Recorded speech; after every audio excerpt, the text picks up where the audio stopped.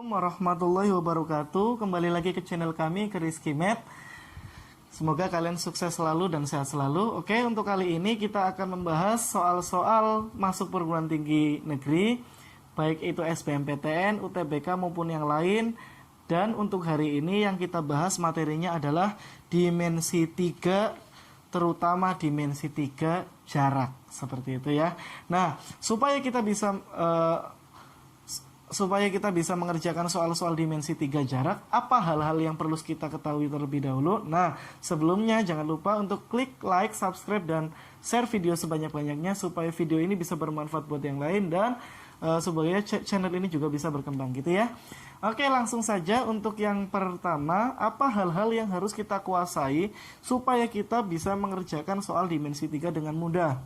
Karena kita ketahui bahwa dimensi 3 merupakan salah satu materi yang banyak dikeluhkan oleh siswa gitu ya, banyak dikeluhkan oleh kita semua. Nah, kuncinya sama gitu ya. Apa yang perlu kita kuasai dalam mengerjakan dimensi 3 gitu ya.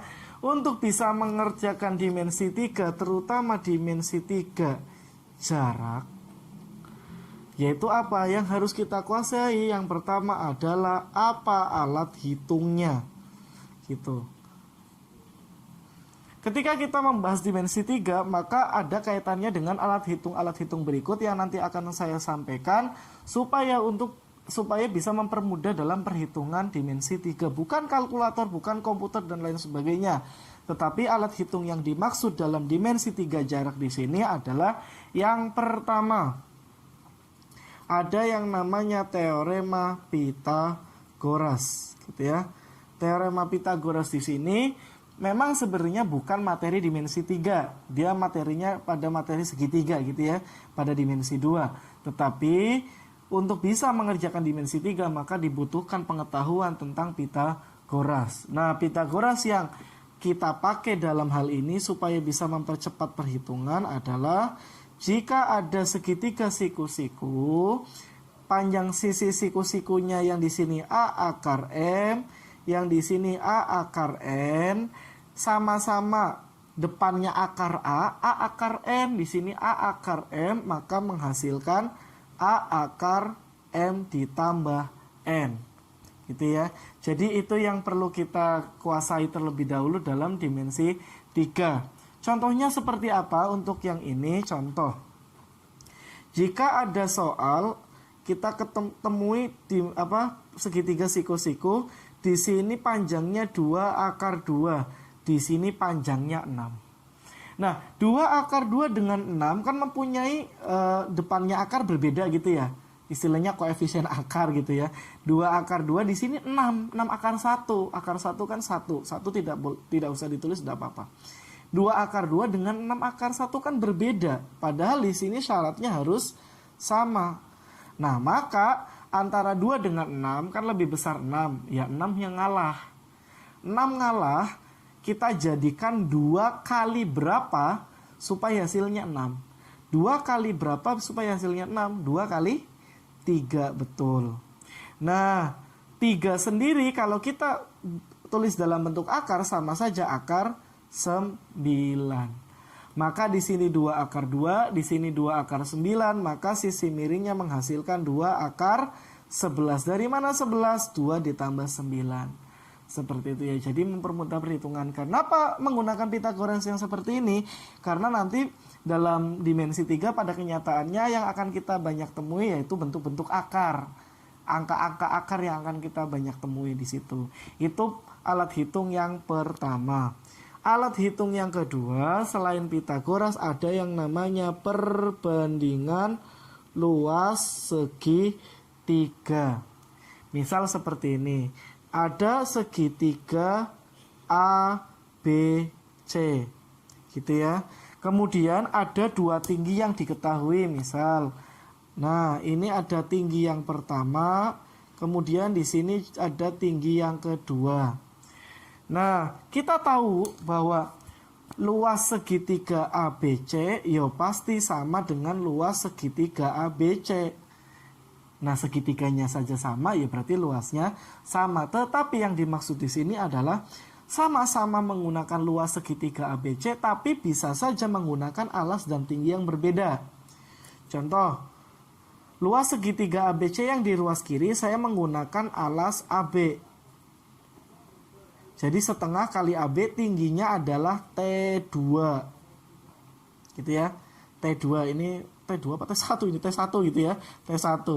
Nah, sedangkan luas ABC yang kedua saya menggunakan sisi alas BC, berarti setengah kali BC kali T2. T2 yang kesini gitu ya. Ini penulisannya gitu ya. Luar biasa sekali, makanya 4-4-an. Nah, di sini sama-sama setengah, habis. Nah, ini yang dimaksud dengan alat hitung perbandingan luas. Dan dua alat hitung ini sering digunakan dalam perhitungan jarak, seperti itu ya. Nah, bagaimana dengan contoh-contoh soalnya gitu ya? Kita langsung saja ke contoh soal yang pertama. Yang pertama kita ambilkan dari UTBK tahun 2019.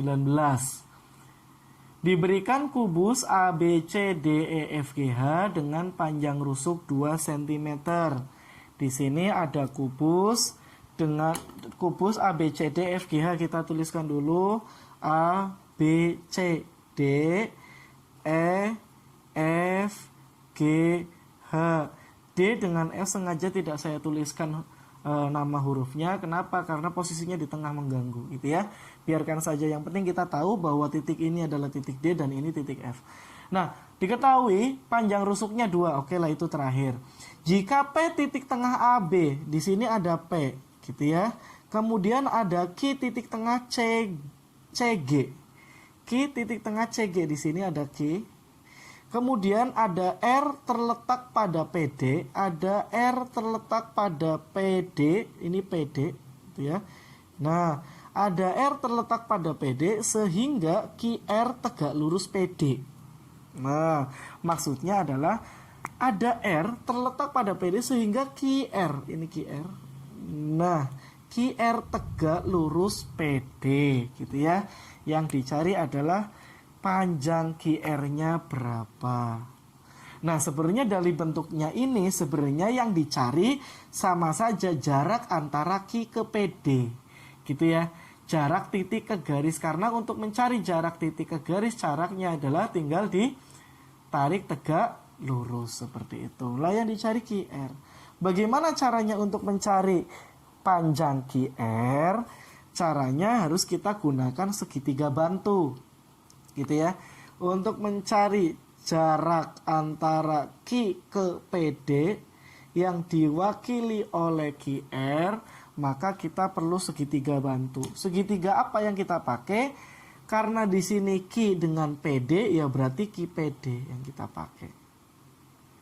Mengenai segitiganya berbentuk apa nanti kita akan simpulkan, gitu ya. Nah, dengan cara apa? Dengan cara menghitung panjang sisi-sisi segitiganya. Nah, kalau sudah ketemu segitiganya seperti ini, maka kita tentukan apa jenis segitiga QPD. Segitiga bantu ini jenisnya apa?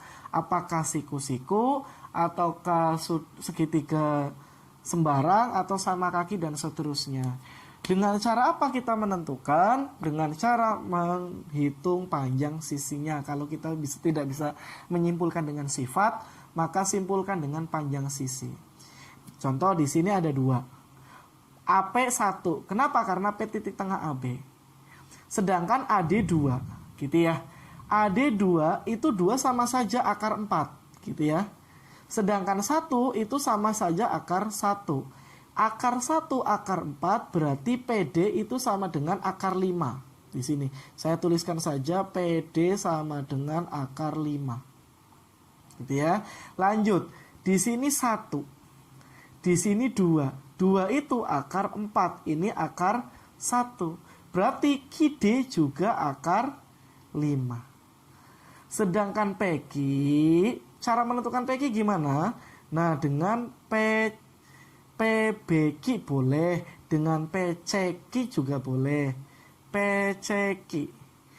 PC di sini 1, di sini 2, maka di sini akar 5 juga. Nah, ini akar 5, ini akar 1, ini berarti akar 6. gitu ya.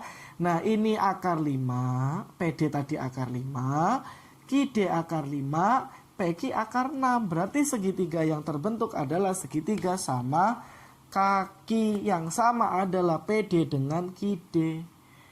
Kalau sama kakinya PD dengan QD, maka dalam menggambarkan segitiga yang sama, usahakan posisi yang berdiri gitu ya, biar tidak membingungkan. Tadi yang sama PD dengan QD, maka di sini D. Ini PD, QD, dia sama-sama akar 5. Sedangkan di sini akar 6. Nah, yang ditanya tadi QR, balik lagi. Yang ditanya adalah QR. Nah, ini QR. Nah, mohon maaf kalau agak bengkok sedikit. Yang ditanya adalah QR. Lah, bagaimana untuk mencari QR? Di sini tadi akar 5 gitu ya. Nah, untuk mencari QR, di sini yang harus kita lakukan adalah mencari tinggi salah satu segitiga yang lain yang mudah dicari, contohnya ini. Kenapa saya menggunakan tinggi ini? Karena dia sama, otomatis dia pasti di tengah-tengah. Tadi PQ akar 6. Jadi di sini setengah akar 6. Di sini juga setengah akar 6. Gitu. Karena ini setengah akar 6, di sini akar 5. Akar 5 ini setengah, ini 1, kan berbeda depannya. Maka yang 1 itu kita jadikan setengah kali 2. Gitu. Nah, 2 sendiri akar 4. Akar 4 kali akar 5, akar 20. Jadi setengah akar 20. Maka tinggi yang ini jadi setengah akar 14. Itu ya, dikurangi akar 20, akar 6, akar 14. Maka dari itu kita menggunakan perbandingan perbandingan luas segitiga. Dengan cara apa?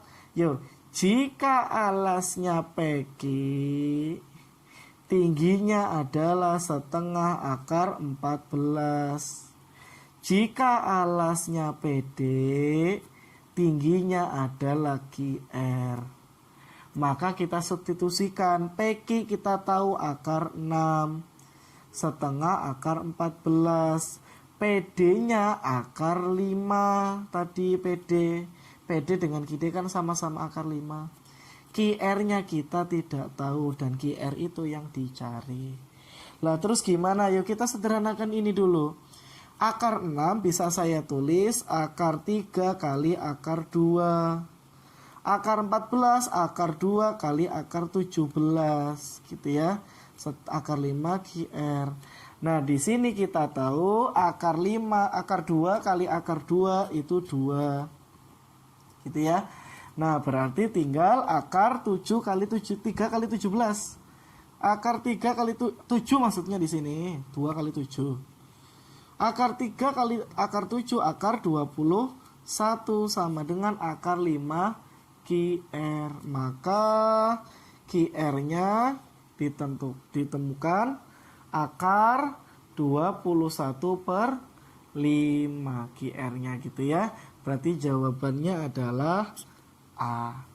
Ini untuk soal UTBK tahun 2019, memang agak sulit gitu ya. Oke, tapi percaya kalian pasti bisa. Kita. Oke, untuk next soal selanjutnya. Selanjutnya di sini ada soal SBMPTN tahun 2018 Saintek.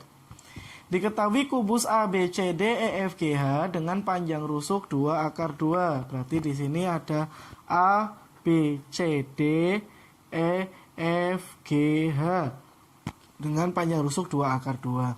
Jika titik P di tengah-tengah AB, di sini ada titik P. Kemudian ada titik Q di tengah-tengah BC, ini ada titik Q.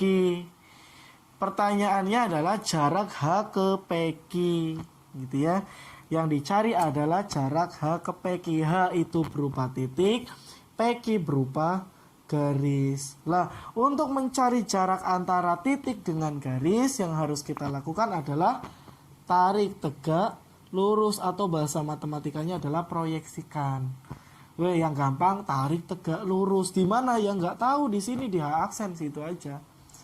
Berarti dalam hal ini kita tahu bahwa yang dicari jarak H ke PQ diwakili oleh HH aksen. Berarti balik lagi yang dicari adalah HH aksen. Kalau yang dicari HH aksen, Maka segitiga mana yang menjadi segitiga bantu? Mudah saja, karena titiknya H, garisnya PQ, maka segitiga bantunya adalah H, P, Q. Seperti itu. Ini adalah segitiga bantunya. Nah, bagaimana cara menentukan jenis segitiga HPQ? Mudah sebenarnya. Nah, kalau PQ jelas berbeda dengan PH dengan HQ, itu berbeda.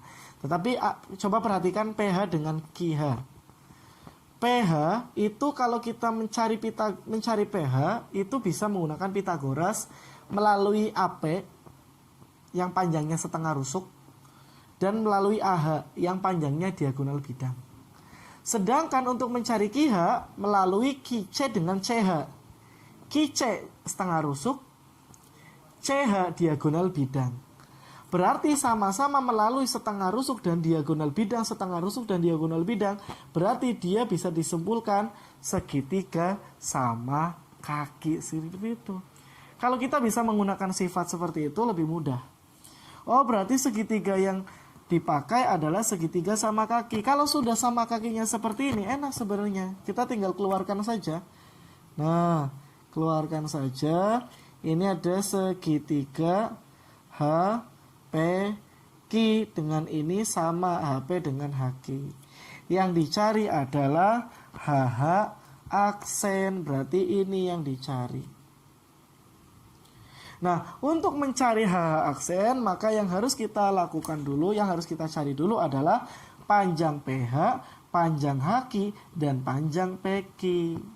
Nah, tadi kita tahu bahwa panjang rusuknya 2 akar 2. Karena PB setengahnya berarti akar 2. PQ setengahnya juga akar 2. PQ dengan PB BQ kan dia merupakan sisi miring. Akar 2 berarti PQ akar 4. Akar 4 itu sama saja 2 gitu. Gitu ya. Nah, jadi menentukannya seperti itu. Lagi di sini akar 2. Nah, untuk menentukan pH menggunakan segitiga ini, siku-siku di sini.